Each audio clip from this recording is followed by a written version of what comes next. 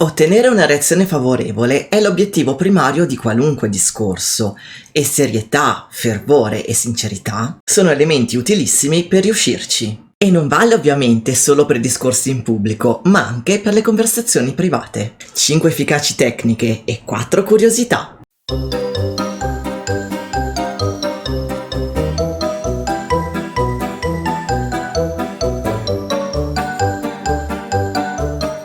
Sono Maddalena e tu sei su Adamas Carisma per Tutti, il canale giusto per imparare ad ottenere tutto ciò che vuoi.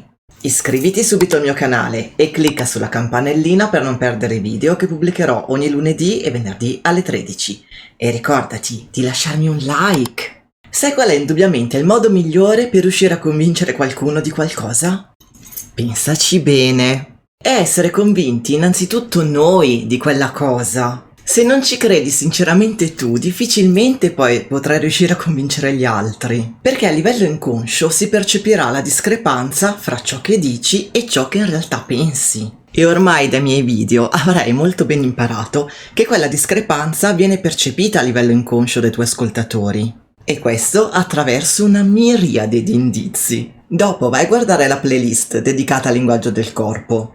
Ti sarà capitato varie volte di ascoltare una persona che crede profondamente in ciò che dice, che si appassiona visceralmente all'argomento e trasmette tutto il suo entusiasmo e la sua cieca fiducia. Sicuramente non puoi che esserne rimasto colpito e coinvolto. E non di rado hai magari anche cambiato idea su alcuni argomenti, o quantomeno hai iniziato a rifletterci da una prospettiva diversa. Si è compiuta una magia. Certe persone, quando sono davvero convinte di qualcosa, hanno il dono innato di riuscire a convincere gli altri senza nessuna difficoltà.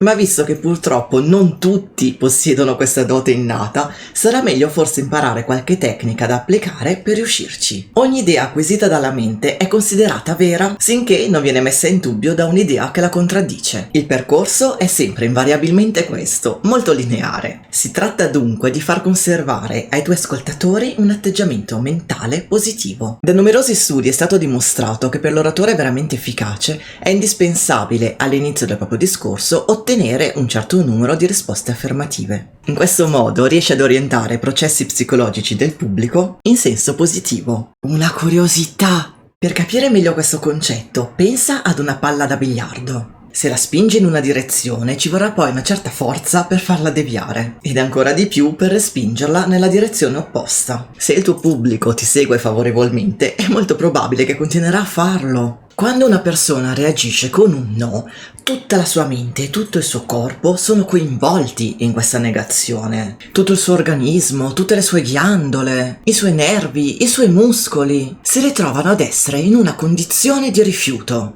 Si innescano dei processi complessi ed immediati che poi permangono e potrebbero influire il seguito della sua predisposizione mentale in quella direzione. Ma se reagisce con un sì, tutto l'organismo si ritrova in uno stato di accettazione ed accoglimento. Quindi, maggiore sarà il numero di sì che riusciremo ad ottenere all'inizio del nostro discorso e maggiori saranno le probabilità di convincere le persone del nostro discorso. Una curiosità!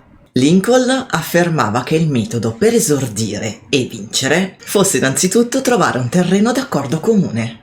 E se lo sosteneva lui, che fu un grandissimo oratore, puoi sicuramente fidarti. Se devi convincere qualcuno, e questo in realtà vale sia nei discorsi in pubblico che nelle conversazioni private, e sai che l'opinione altrui è ben lontana dalla tua, come spesso accade, non puoi esordire cercando di imporre le tue idee o criticando aspramente le altrui. Susciteresti ostilità, li metteresti sulla difensiva e precluderesti ogni possibilità di far cambiare loro idea. Si innescherebbe subito un meccanismo di sfida. È meglio esordire evidenziando qualcosa in cui sia tu che gli ascoltatori credete e poi sollevare qualche questione sulla quale tutti vorrebbero una risposta. A quel punto coinvolgili alla ricerca di una risposta soddisfacente presentando i fatti dal tuo punto di vista, ma in modo così chiaro, ben argomentato e coerente da portarli ad accettare le tue conclusioni come se fossero arrivate da loro. Avranno molta più fiducia in una verità che hanno scoperto da soli. O almeno credono di averla scoperta da soli.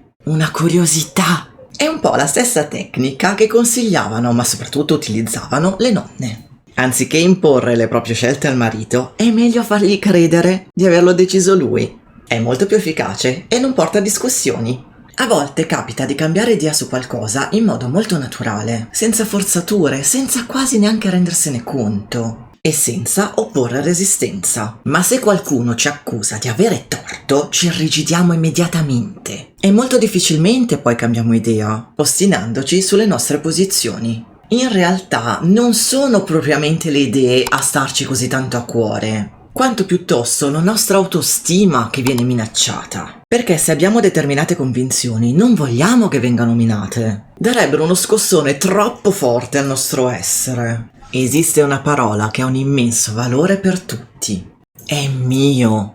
Il senso del possesso e dell'attaccamento è radicatissimo. E questo aggettivo possessivo ha lo stesso potere se affiancato alla mia casa, al mio cane, alla mia fede, le mie idee. Il risultato non cambia. Ciò che è mio va difeso. E se qualcuno lo minaccia cercando di farcelo percepire come sbagliato, è subito scontro. Da quel momento in poi tutti i ragionamenti che faremo saranno finalizzati unicamente a trovare argomenti, non importa se sbagliati, per sostenere ciò in cui credevamo. Puoi capire perfettamente che se scatta questo meccanismo è una guerra persa. L'orgoglio è una pericolosa caratteristica esplosiva dell'essere umano e ferirlo è un gravissimo errore. Cerca quindi, anziché di entrare in opposizione con ciò che è suo, di insinuare l'idea che in fondo il tuo ed il suo sono simili e poi delicatamente fallo scivolare verso i tuoi convincimenti, con gradualità. Ricordati che le risse verbali non portano mai a nulla, nessuno riesce a convincere qualcuno. È abbastanza improbabile che nella mente di chi ascolta si inneschi una rigida opposizione se chi parla lo fa con entusiasmo coinvolgente e lasciando trapelare i propri sentimenti. Il reale entusiasmo è potentissimo e allontana per magia tutte le idee negative ed i dinieghi. Una curiosità. Per riuscire a convincere è sempre molto più produttivo ed efficace suscitare delle emozioni piuttosto che dei pensieri. I sentimenti sono sempre più immediati e più forti delle idee. E ricordati sempre, come spesso ti ripeto, che l'essere umano è molto più emotivo che razionale. Dunque, conviene agire da quella parte. Inoltre, se punti sulla razionalità, indurrai l'altro a ragionare troppo e trovare così dei cavilli insidiosi, mentre le emozioni non hanno bisogno di troppe sovrastrutture. E per suscitare emozioni bisogna provare emozioni. Vivi intensamente ciò che stai dicendo e trasmetti senza filtri tutto ciò che provi. Questo attraverso il tuo linguaggio del corpo e la tua voce. Dopo vai a guardare le playlist dedicate a questi argomenti. Il tuo atteggiamento influisce su quello degli ascoltatori. Se sarai freddo e distaccato, purtroppo anche loro lo saranno. Reagiranno di conseguenza. Ma se percepiranno tutto il tuo fervore, si faranno coinvolgere completamente. Quasi ogni giorno parliamo con delle persone che la pensano in modo diverso da noi e spesso cerchiamo di convincerle della validità delle nostre idee e del nostro punto di vista. Quindi cerca di applicare questi facili consigli e vedrai che il tuo modo di relazionarti con gli altri migliorerà tantissimo e tu avrai più carisma. Adamas diventa come un diamante, brillante, prezioso ed invincibile.